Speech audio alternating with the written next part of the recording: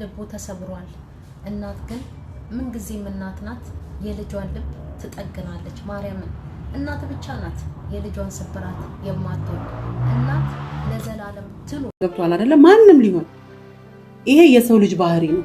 የሰው ልጅ ባህሪ ደግሞ አይቀየርም። ባለበት ይቆማል።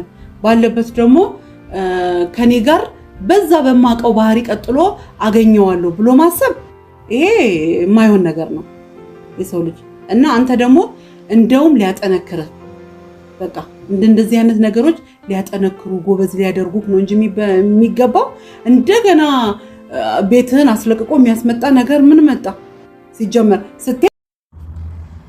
ሰላም ሰላም ጤና ይስጥልን ውድና እየተከበራችሁ የዩቲዩብ ቤተሰቦቼ እንዴት ናችሁልኝ? ሰላም ናችሁ ወይ? እኔ ያለው እግዚአብሔር ይመስገን እጅግ በጣም ደህና ነኝ። ቤተሰብ ሁላችሁም በያላችሁበት የእግዚአብሔር ሰላም ይብዛላችሁ። ኦርቶዶክሳውያን ዛሬ አባታችን ቸሩ መድኃኔዓለም ዕለተ በዓሉ ነው። እንኳን አደረሳችሁ። መድኃኔዓለም ሁላችሁንም በያላችሁበት ይጠብቃችሁ። ሙስሊም ወገኖቼ እህት ወንድሞቼንም ሁላችሁንም በያላችሁበት አላህ ይጠብቃችሁ። ቤተሰብ እኔም አለው እጅግ በጣም ደህና ነኝ ቤተሰብዬ። አሁን ደግሞ መጥቼላችኋለሁ። እንግዲህ ሰብስክራይብ እያደረጋችሁ ላይክ እያደረጋችሁልኝ በርቺ እያላችሁ ለምታበረታቱኝ ክብረትን ይስጥልኝ። ሁላችሁንም በክርስቶስ ፍጹም ፍቅር እወዳችኋለሁ። የምትሰልቡኝንም እወዳችኋለሁ። እና ቤተሰብ እየተላንተና አላዛርን አይተናል። ለካ ወንድ ልጅም እንደዚህ ይሰበራል ያልኩበት ቪዲዮ ነው ትላንትና ያየሁት ማለት ነው። የእውነት ቤተሰብ እውነት ለመናገር ማለት ነው ለአላዛር ይሄ አይገባውም። እውነት ለምን መሰላችሁ? በጣም ጥሩ ልጅ ነው፣ መልካም ልጅ ነው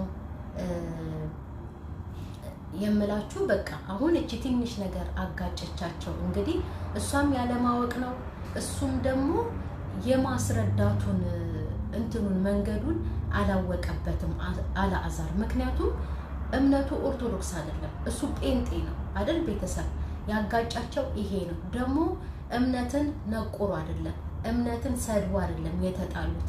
ሄለንም ያለመረዳቷ ነው የሰጠበት መንገድ ለሄለን ያው እንዳረዳዷ ነው እሷም የወሰደችው ማለት ነው። እሱም ደግሞ ማለት ነው ቤተሰብ ያስረዳበት መንገድ ስለማያውቀው እኮ ነው፣ ጠለቅ ብሎ ስለማያውቀው እንግዲህ ያው ምንም አይፈረድበትም። እውነቴን ነው። እኔ ደግሞ ማለት ነው እምነት አጣላቸው ብዬ ማስበው በራሴ ቤተሰብ የእውነት እምነት ቢነካ ኖሮ እምነት ቢሰደብ ኖሮ እምነታችንን ቢያንቋሽሽብን ኖሮ ማለት ነው አሁንም ደግሜ የምለው ማንም ቢሆን አላዛርን አይለቀውም። እውነቴን ነው የምነግራችሁ። ግን የሰጠበት መንገድ እና እሷ የተረዳችበት መንገድ ነው ያልተግባቡት እንጂ አላዛር አላጠፋም። እና ሄለን ደግሞ ጥፋቷ ምንድነው? አሁን በጣም ሄለንን የማልወዳትና ለሷ ወቀሳ የመጣው የሚመስላቸው በጣም ብዙ ልጆች አሉ። እኔ ሄለንን ንጹህ እህቴ ናት፣ እወዳታለሁ። ግን የምትናገረው ነገር ማለት ነው እንድታስተካክል እናገራለሁ።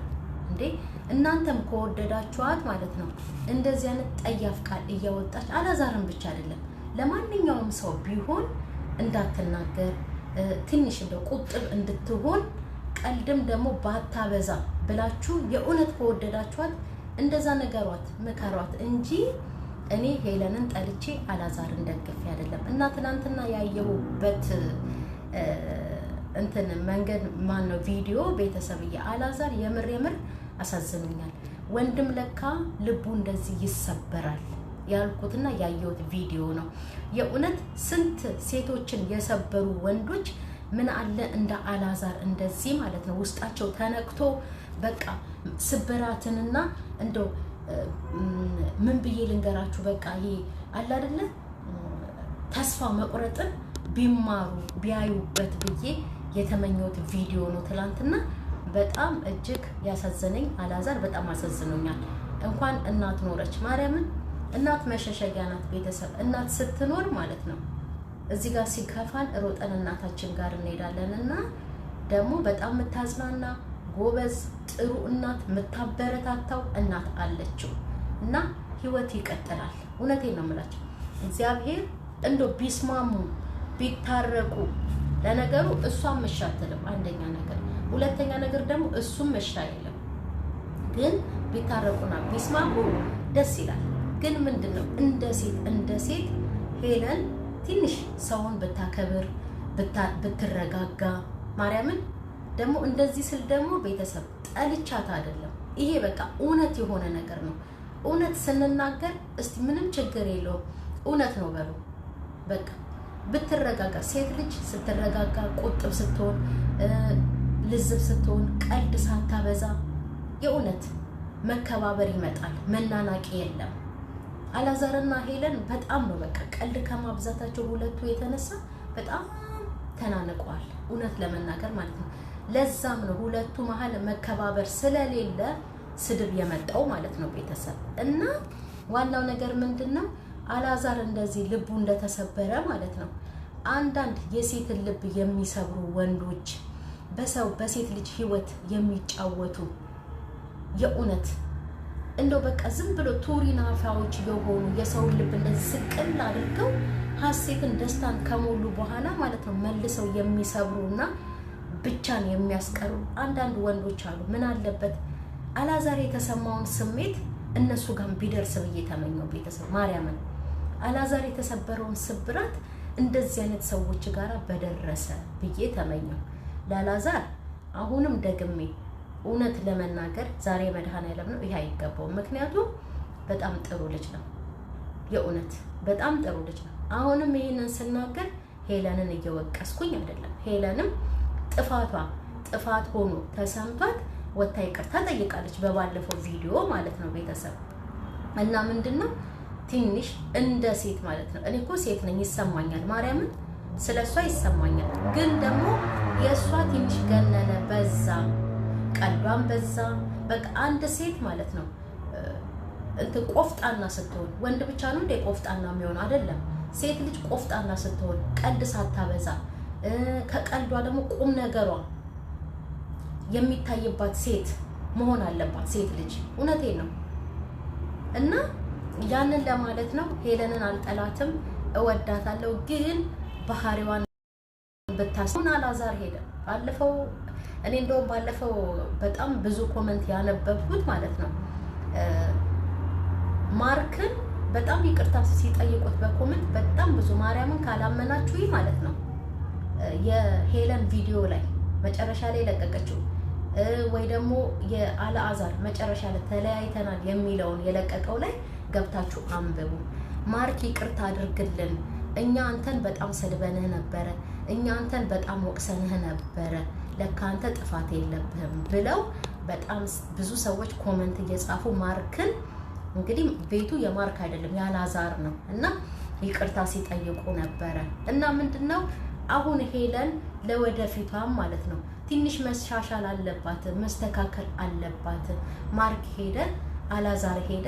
አሁን ሌላኛው ወንድ ከመጣ ማለት ነው እሱም እንደዚህ በኩርፊያ ሊሄድ ነው ወይ? ትንሽ ትዕግስት አያስፈልግም ወይ?